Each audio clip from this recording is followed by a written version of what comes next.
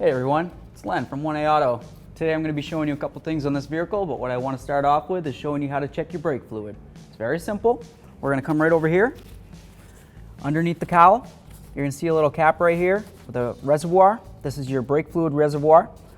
There's a level indicator. You can see where it says max. You can see where it says minimum. There's two lines.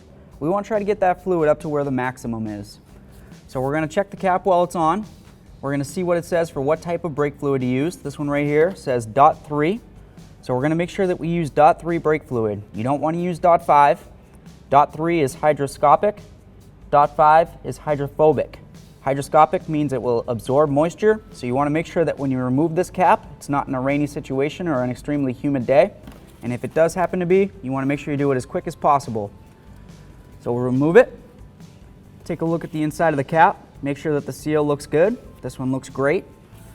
We're going to move along, see if we can see inside. It looks like the fluid's very low. It's not even close to the maximum line. So what I'm going to do is I'm going to add a little bit of fluid to this. Using our sealed .3 container, we want to make sure that the cap's always on it when we're not using it. We're just going to try to get a little bit of fluid in, get it up to the maximum line. Just a little bit at a time, making sure that you have some sort of clean rag near you. Looks like a little bit more. Might be hard to see, and it is.